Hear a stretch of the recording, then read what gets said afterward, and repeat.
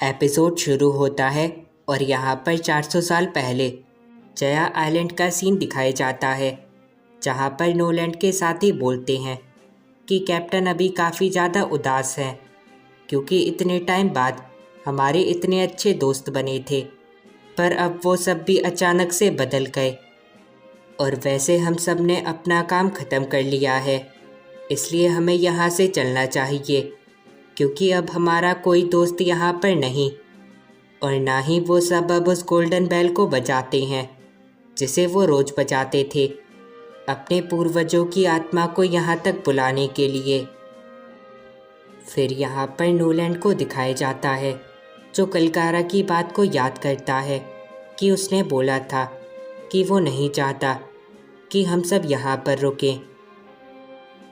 फिर यहाँ पर कुछ देर बाद का सीन दिखाया जाता है जहाँ पर सभी के सभी नोलैंड के साथी सो रहे होते हैं, और तभी पीछे से वहाँ पर कलकारा की बेटी आ जाती है, जिसे देखकर वो डॉक्टर काफ़ी ज़्यादा चौंक जाता है।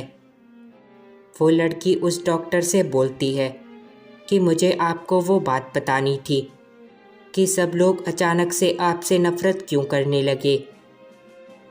फिर यहाँ पर कलकारा को दिखाया जाता है जो अपने सामने कुछ देखता है और बोलता है कि उन सब ने बहुत ज़्यादा गलत करा इन सब को काट कर।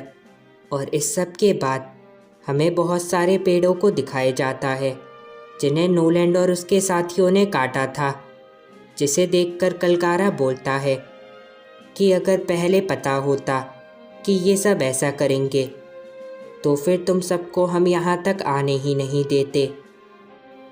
फिर यहाँ पर वापस से उस डॉक्टर और उस लड़की को दिखाया जाता है जहाँ पर वो लड़की उस डॉक्टर को बताती है कि जिन पेड़ों को आप सब ने अनजाने में काट दिया वो वही पेड़ हैं जिनमें हमारे पूर्वजों की आत्मा रहती थी।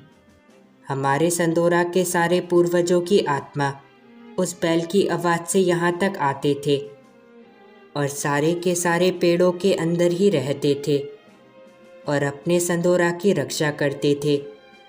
इसलिए ये पेड़ हमारे लिए बहुत ज़्यादा कीमती थे, पर आप सब लोगों ने इन सब को काट दिया, इसलिए वो सब लोग गुस्सा हो गए और वो सब तो लड़ाई करने की ही सोच रहे थे, पर क्योंकि आप सब ने हमारे गांव को बचाया था इसलिए उन सब ने लड़ाई नहीं करी।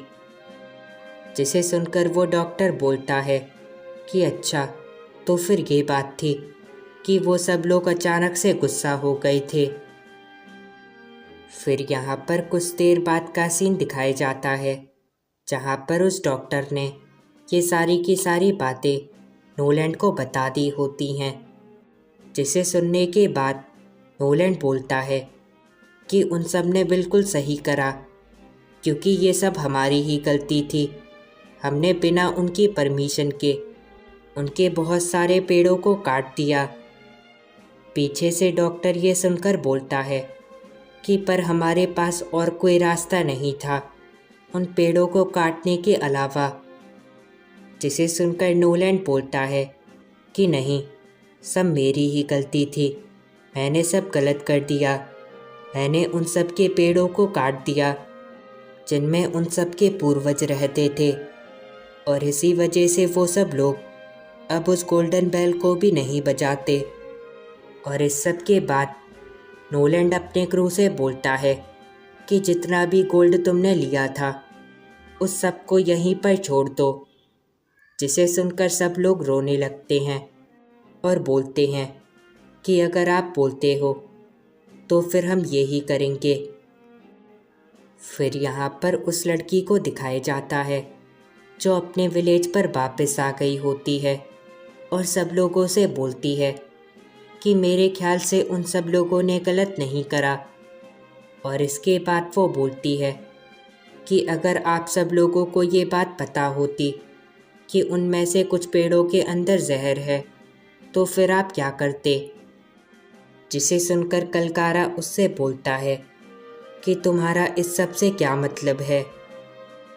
वो लड़की कलकारा से बोलती है कि वो सब लोग गलत नहीं थे, इसलिए जाइए और उन सबको रोकिए क्योंकि हम सब ने पहले ही उन सब के साथ काफ़ी ज़्यादा गलत कर दिया है और अब हम उन सबको ऐसे उदास नहीं भेज सकते। और ये कहने के बाद हमें एक पास्ट का सीन दिखाया जाता है जहाँ पर वो डॉक्टर बोलता है कि हाँ, कैप्टन ने उन सब पेड़ों को काटा था और वो इसलिए क्योंकि वो सब पेड़ मर चुके थे, क्योंकि जो बीमारी इस जया आइलैंड पर फैली थी, मतलब कि ट्री फीवर, वो बस इंसानों को ही नहीं बल्कि पेड़ पौधों को भी नहीं छोड़ती।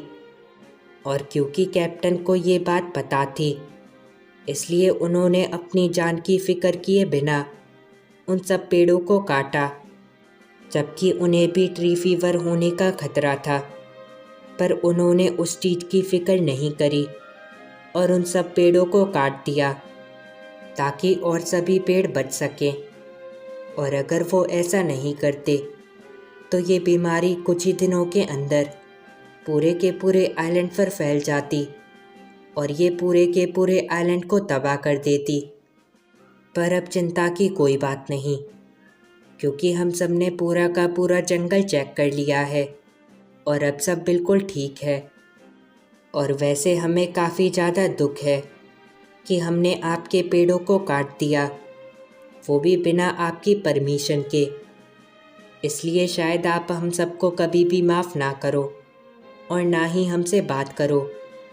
और इस सब के बाद अभी का सीन दिखाया जाता है जहाँ पर सबके सब लोग और कलकारा ये सब सुनकर काफ़ी ज़्यादा चौंक जाते हैं और बोलते हैं कि क्या इसका मतलब उन सब ने अपनी जान की बिना फिक्र किए उन सब पेड़ों को काटा और उसके बदले में हमने उनके साथ ये सब कर दिया।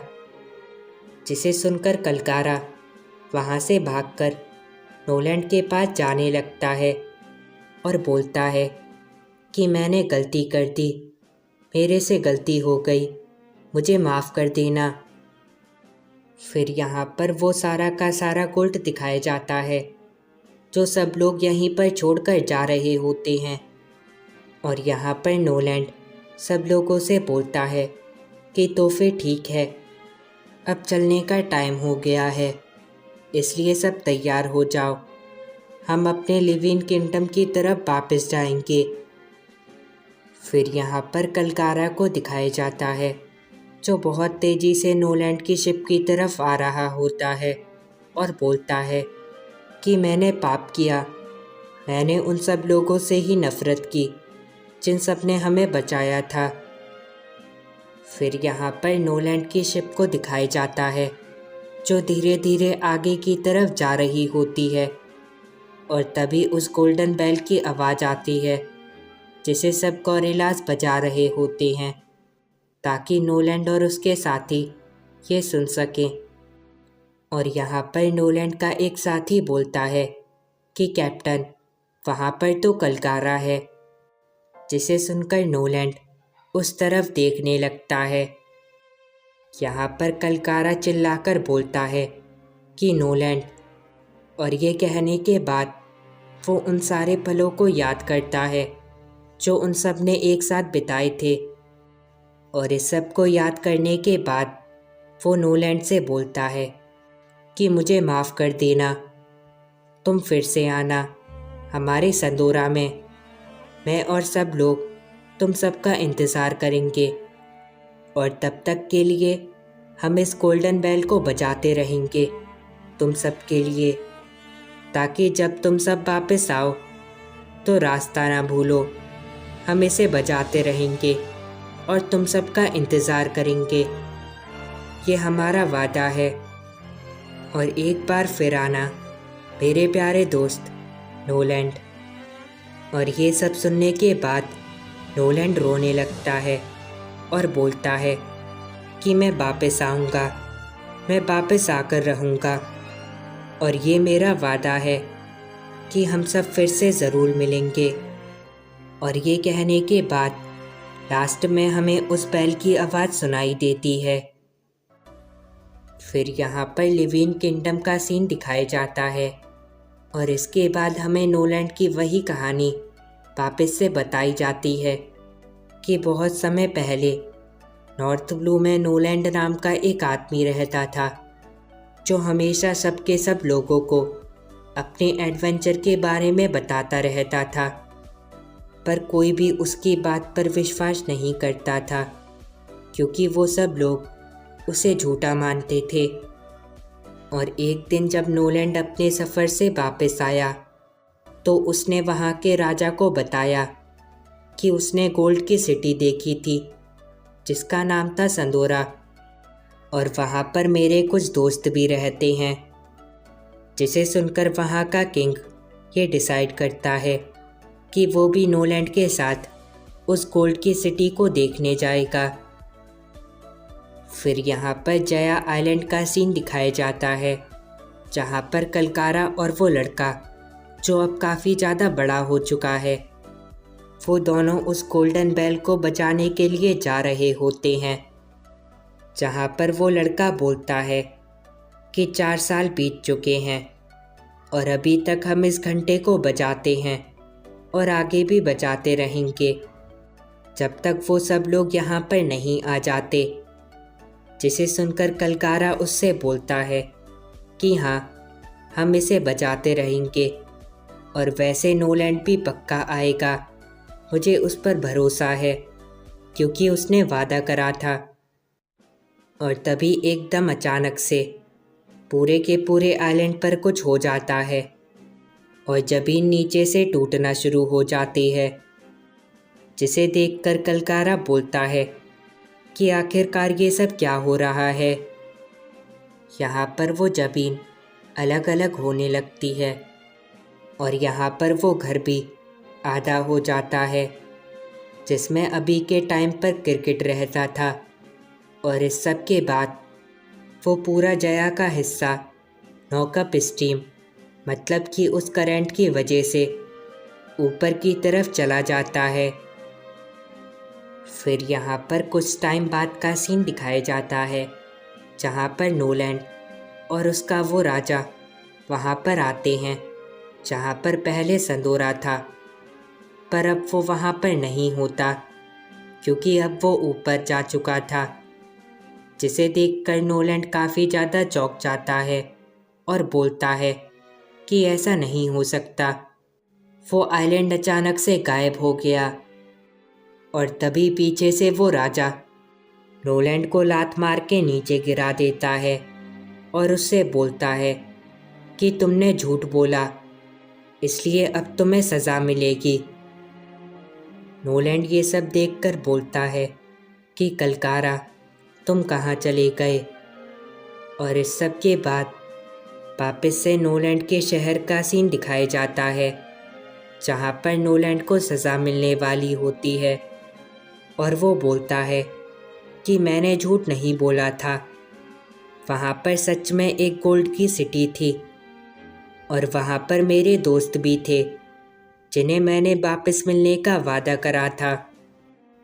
और तभी पीछे से वहाँ पर रोलैंड के साथी आ जाते हैं, जो सबसे बोलते हैं कि कैप्टन सही बोल रहे हैं, वो झूठ नहीं बोलते। जिसे सुनकर वहाँ का राजा बोलता है कि इन सब लोगों को पकड़ लो।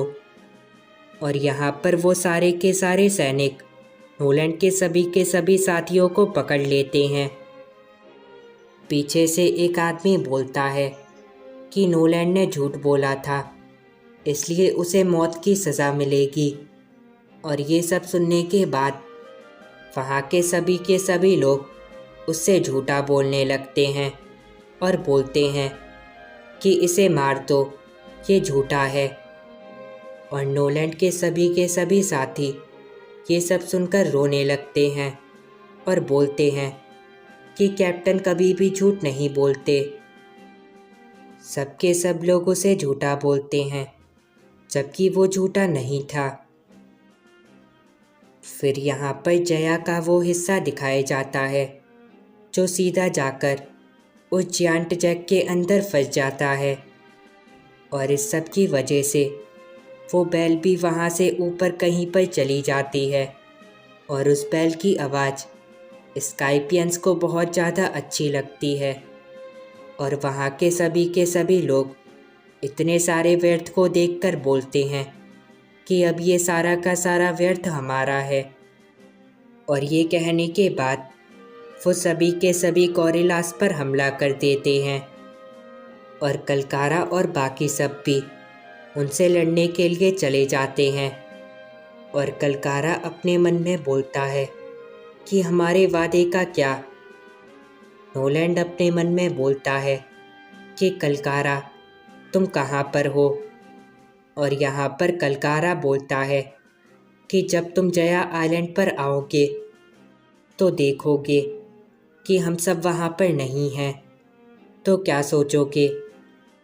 पर तुम घबराना मत, हम फिर भी उस बैल को बजाते रहेंगे ताकि तुम सब यहाँ तक आ सको, क्योंकि ये हमारा वादा था कि हम फिर मिलेंगे। और यही सबके साथ ये कहानी ख़त्म होती है, जहाँ पर वो गांव का हेड वाइपर से बोलता है कि तब से लेकर अब तक वो बैल कभी भी नहीं बजी, क्योंकि वो अब खो चुकी थी। और अब हमें ये भी बात पता चल गई कि कलकारा के दोस्त मतलब नोलैंड को एग्जीक्यूट कर दिया गया था, क्योंकि वो गोल्ड की सिटी को सच्चा साबित नहीं कर पाया। और अब सब गॉरिलास का एक बड़ा मकसद है, और वो इतना है कि हमें उस बैल को बचाना है ताकि हम सब लोगों को वापस बुला सके और कलकारा और नोलैंड दोनों की आत्मा फिर से मिल सके। और ये कहने के बाद अभी का सीन दिखाया जाता है, जहाँ पर वाइपर सबकी सब चीज़ तबाह होते हुए देख रहा होता है और बोलता है कि सब तबाह हो गया और मैं उस बैल तक को नहीं बचा सका। फिर यहाँ पर इनरू को दिखाया जाता है, जो बोलता है कि मैं सब कुछ तबाह कर दूँगा। और ये कहने के बाद वो हर जगह पर अपनी बिजली गिराने लगता है और बोलता है कि कोई भी लोग हवा में नहीं रह सकता, क्योंकि बस भगवान ही हवा में रहते हैं। और इस सब के बाद वो बोलता है कि जैसे ही मुझे वो गोल्डन बैल मिल जाएगी, वैसे ही मैं एक बार में स्काइपिया को तबाह करके अपने सपनों की दुनिया में चला जाऊंगा। फिर यहाँ पर लूफी को दिखाया जाता है, जो तेजी से ऊपर की तरफ जा रहा होता है और बोलता है कि मैं उस इनरो को उस गोल्डन बैल को नहीं ले जाने दूंगा।